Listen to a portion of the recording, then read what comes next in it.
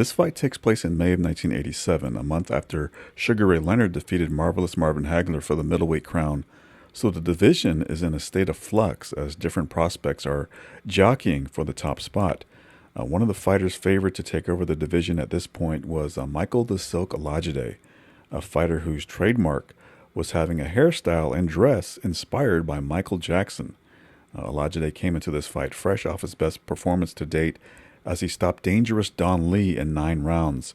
That impressive showing got him a lot of write-ups in the magazines, particularly KO magazine, which designated him as one of the favorites to take over the middleweight division.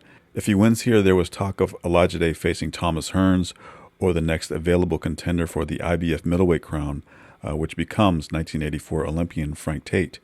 In the opposite corner is undefeated knockout artist Troy Darrell. Darrell is a rarity in that he hails from the territory of Bermuda, which is not exactly a hotbed for boxing. He came to the United States around 1981 to pursue a career in the sport, fighting out of the Times Square gym in New York. He was initially trained by Bernard Forbes and Emil Griffith, before later coming under the guidance of Angelo Dundee. Darrell is 22-0 with 19 knockouts and has the record for the fastest knockout at the Felt Forum, taking out one opponent in 14 seconds. But his opposition has been weak to say the least, and Olajide represents a huge step up for him in competition. Parker and James Hard Rock Green, Ray Ray Gray, and Don Lee, Michael Olajide, and Troy Darrell. And this a Darrell crowd here in Atlantic City with a host of folks from his hometown of Hamilton, Bermuda. And Purdy, as we mentioned earlier, dangerous fight for Olajide, ranked number 2 by the IBF, with the possibility of a title go on the horizon, facing a hard puncher in Darrell. And a hostile crowd.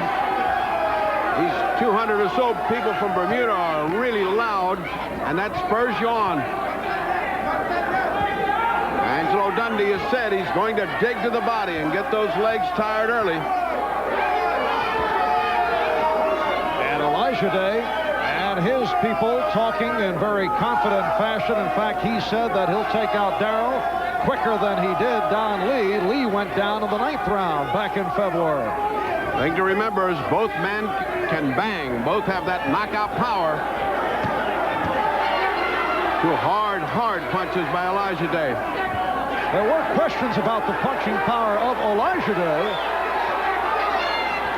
Angelo said his man is going to out-jab Olajide. You just saw a good example of 4 stiff jabs.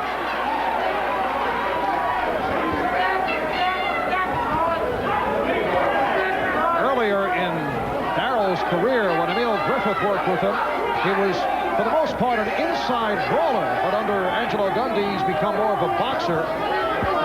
Olajide's people feel that if Darrell gets in trouble, he'll revert back to his old ways going inside.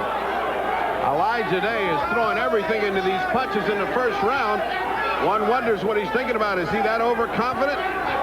Does he think he can take this guy out early and he's putting everything into the punches? Look at this. Oh, and he lands the left hand. Darrell going down in this first round. 50 seconds to go on the round.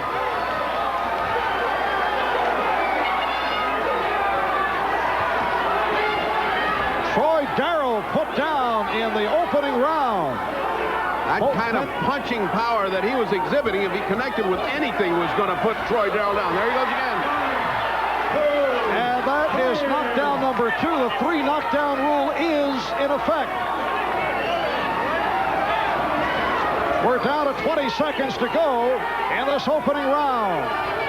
Troy Darrell not badly hurt. But Olajide is wasting no time in trying to get him out of here. Trying to hang on for the remainder of the round. And we're final seconds, round 1. The bell does not save the fighter except in the final round.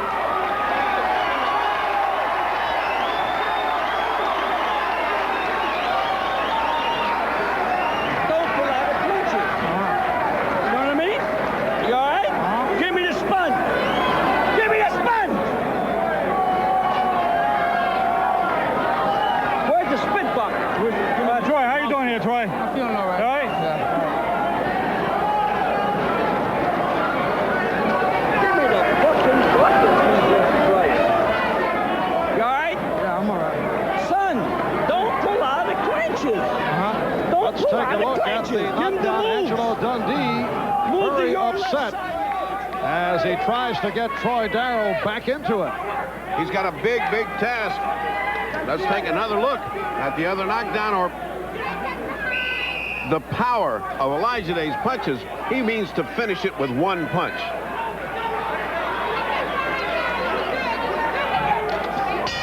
'25-year-old Troy Darrell, 22-0, 19 by knockout, put down twice in round number 1 by Michael Olajide.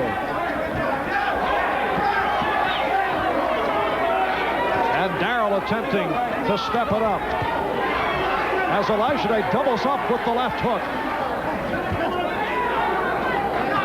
Started to get into the point as Darrell went down for the first time that there have been questions about the punching power of Olajide. He did answer his critics against Don Lee, although those who still don't believe in him say that Lee was on the other side of a bright career. But this is an undefeated kid in front of him, and Troy Darrell, he's gone down twice in the first round. And he's also had some injury problems. Well, he's back, and he's back with a thunderous fight. That was a terrible first round for him, but he is fighting back in his second round.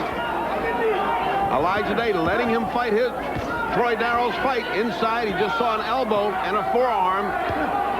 Troy fighting inside and fighting very hard.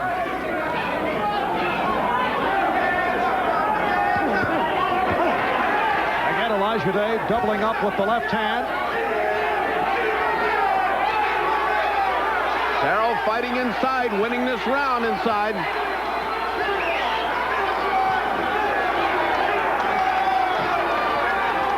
Olajide expending too much energy. It's almost as if he expects this to finish any second, and he doesn't want to save anything for after round 5. Very reckless of him. But he lands the left hand. 20 seconds to go, second round. A very aggressive start by Michael Olajide, obviously looking for the early knockout. That's it for round 2. We'll be right back here in Atlantic City. Made a cut over the left eye. Repairs made between rounds. This is round number 3. Troy Darrell went down twice in round 1. He was put down twice in a bout against Pedro Estrada some 2.5 years back, and Troy was able to come back strong for a knockout victory. Castellani, William Castro. 3 knockdown rule is in effect. There's a standing 8 at the discretion of the referee. The bell cannot save the fighter except in the final round, and the ringside physician can stop the bout. Olajide fighting with a little bit more calm and patience now. Not that ravishing, destructive machine that we saw in round 1 and 2. Angelo Dundee working the corner of Troy Darrell.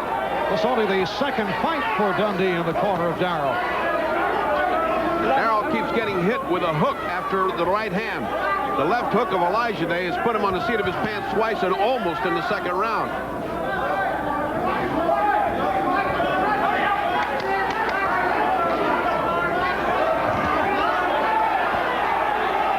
You got to say, Olajide is an exciting and flashy fighter. He is called Silk. He is smooth. Says he floats like a butterfly, but he came out banging here this afternoon. Well, he's dropping that right hand like he wants to drop the building with it.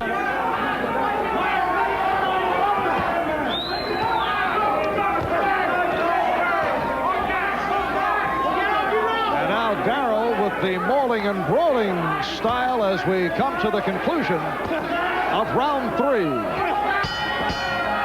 Show these suckers what you're made out of, okay? Right. Don't pull out of clinches. I want you to pull to your left all the time, okay? Okay. Set that right hand up. Set it up. Feint him, move him. Keep the right hand up high. Feint him, move him, you know what I mean? Do it. You're the doctor. This guy don't like you no more. Take that grease off. Angelo Dundee with the instructions for Troy Darrell, concluding with, do it.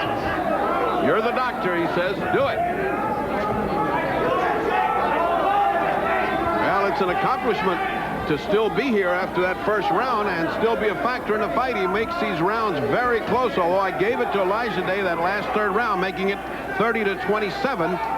Still, Troy Darrell very much in this fight, very early in this fight, and he is there like a pest, like a termite, just working away on the flashy and tall Olajide. Olajide putting Darrell down twice in the first round. Troy Darrell is fearless. He's coming in the face of that cannon, and he's dropping his hand just exactly how he got hammered before. He's willing to pay to get his shots in, to out-jab him. There's that jab. And Darrell has recovered very well from that first round. And it remains to be seen how much gas Olajide's got in the tank, because he really expended a lot of energy in the first 2 rounds.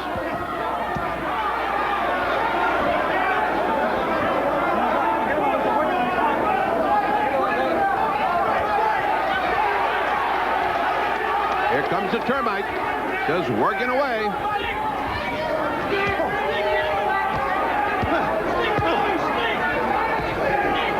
And Darrell keeps coming, the relentless brawling style throughout this 4th round. Well, that's the kind of style that will win rounds and wear out your opponent. Olajide not used to this kind of hammering in close.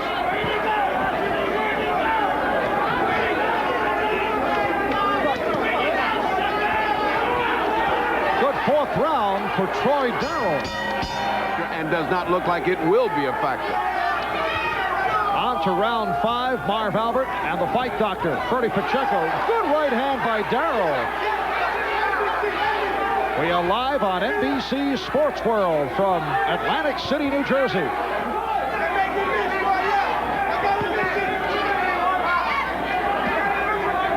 Olajide got some gas in the corner because he's come out zinging again. Olajide's just got to keep that distance between them. He's so tall, has so much leverage. It's silly to let Troy Darrell get inside. That's right.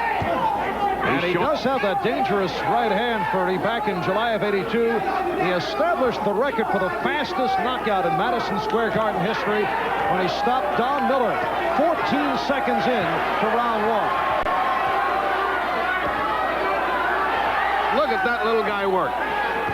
That's incredible. He just got hammered. 3 good shots by Olajide. They should have made him think, and he's right back there. It's kind of in the style of Frankie Warren or Green or Tony Canzoneri if you're an old-timer.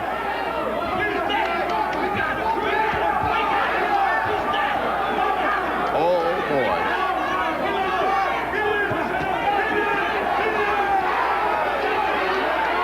Final seconds, round 5. We'll be back. Title, and don't blow your nose. And what that means is if a fighter blows his nose, the stuff goes into the sinuses, swells the eyes, so Angela does not let a fighter blow his nose. But Troy Darrell, after being knocked to the canvas twice in the first round, has turned it around. And that change gone by. Good right hand by Troy Darrell. Again, the fighting inside.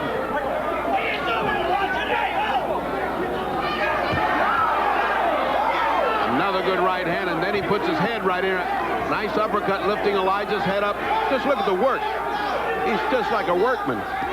He's not looking for anything fancy. He's looking for 4, 5, 6 inside shots in the head to the head.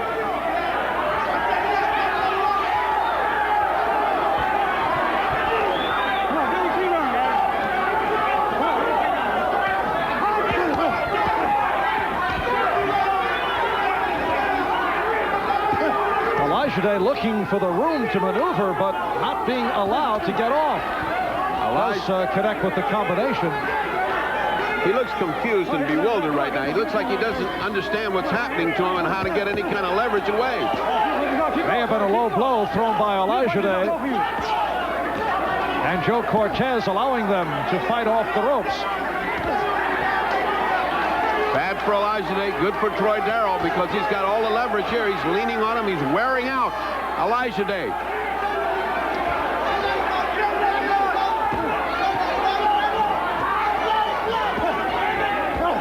earlier, Olajide was able to land with that left hand as we look from overhead here at the Sands Hotel and Casino. But Darrell has stayed so close these last few rounds that Olajide has been kept quiet.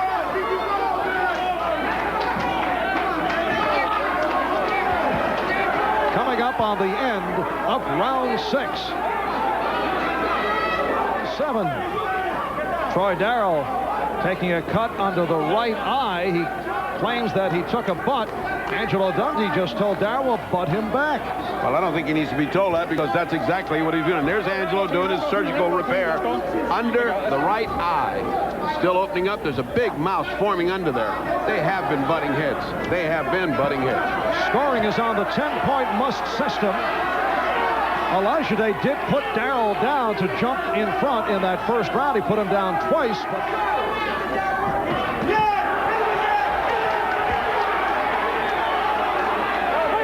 A flurry by Darrell, tied up by Olajide.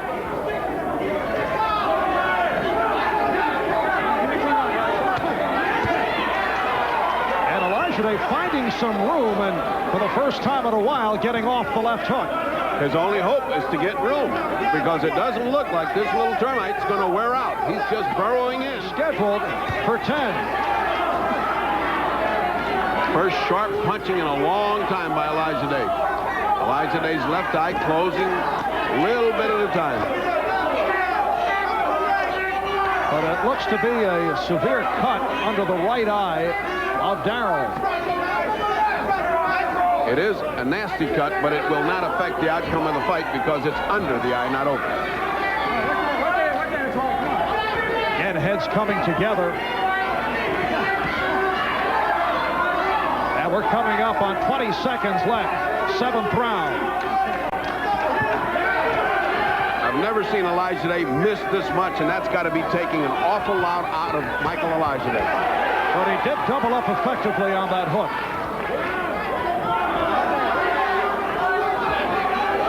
We'll be back with round 8 after these words. That is Michael Sr., once the Nigerian lightweight champion. He was a close friend of the late middleweight, light heavyweight champion Dick Tiger, also a native of Nigeria. And what a gentleman he was.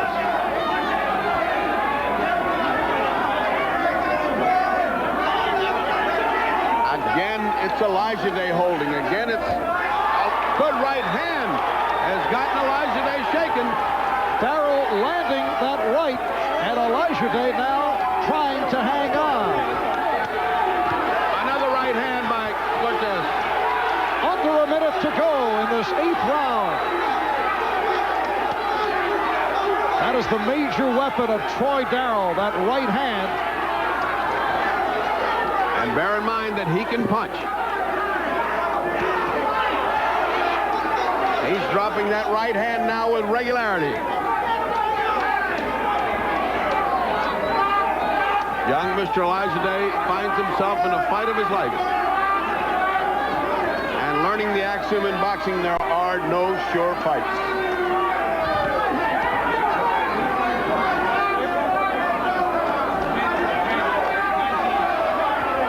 Crawling and mauling here as we come to the final seconds of round 8.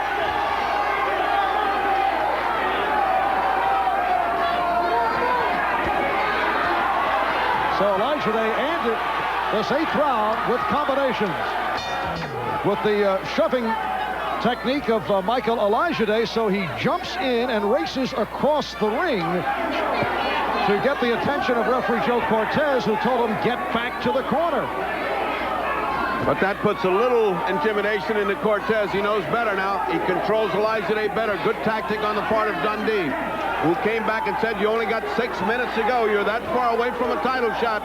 Suck it up. This is round 9. Round 8, a strong one for Troy Darrell, who was able to land that right hand. An edge of desperation is getting into his fighting now.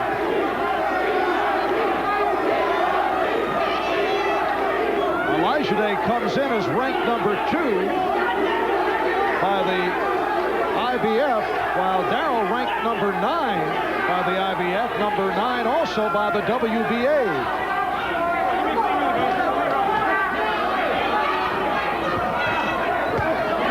There's the left hook, and again Olajide succeeding by doubling up.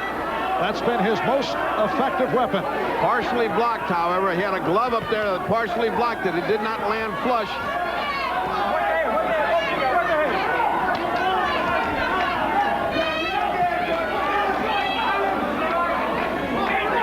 Troy Darrell showing signs of weariness now. His punches are not as hard as they have been. And he does indeed have to suck it up.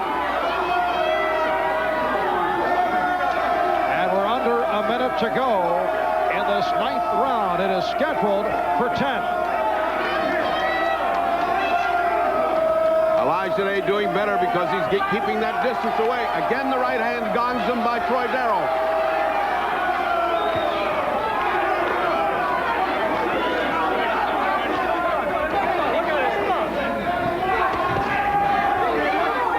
Successful by staying inside after those anxious moments in the early rounds. It changed the fight around.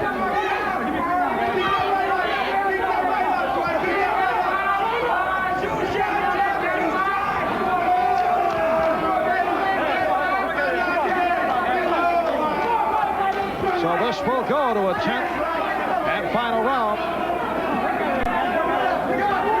That is it for round 9.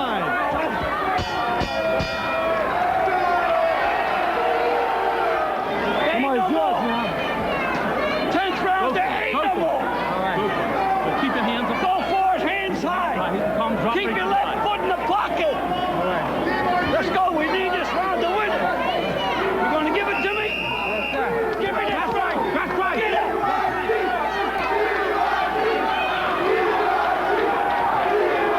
10th and final round, and this is a very close one. One of those very, I would think, looking at it from either fighter's point of view, they have to feel they need a knockout to win it. Yes, and I think both corners imparted that message to both fighters. Angelo told him 3 more minutes. You need this round. You're blowing it. Of course, Angelo does that all the time, and he gets the most out of his fighters that way. I have him ahead by 1 point, Troy Darrell. Hard fight to judge.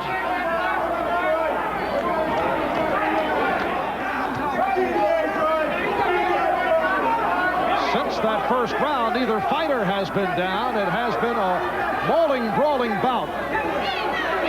But it has been Troy Darrell fighting his fight, forcing Olajide to the ropes, bullying in, and taking his fight away from him. Looks like more of the same through the 10th round. Olajide has to have distance away, and he's got to put him away if he wants to be sure of a win here.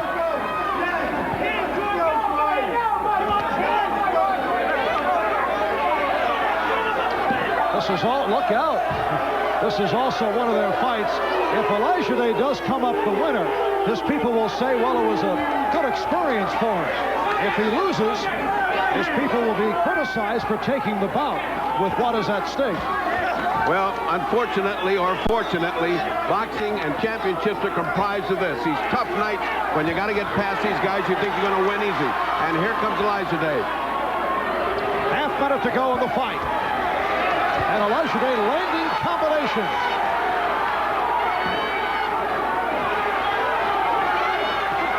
He's trying to knock him out in the world's worst way. Darrell has got to get in close and neutralize him and hold him because he's only got 15 or 14 seconds to go.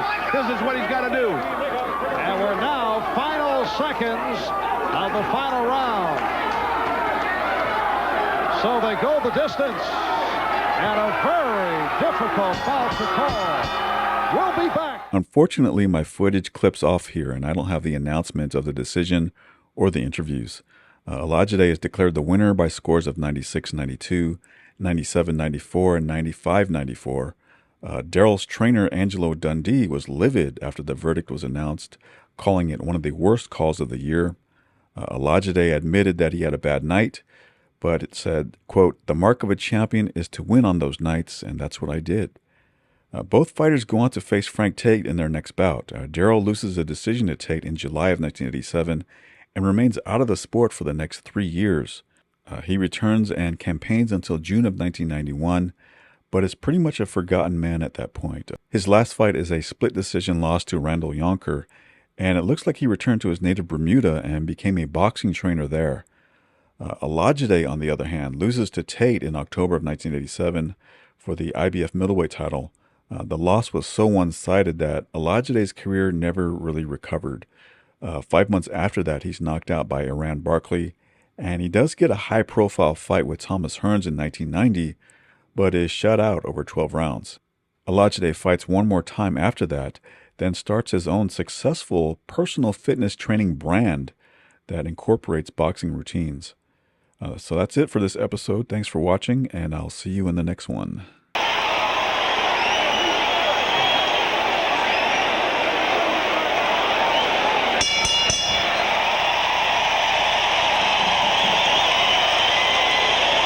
That was a big round for Mike Tyson, not only because he showed he had faster hands and beat Berbick to the punch, but because he did show the patient aggressiveness that we talked about earlier.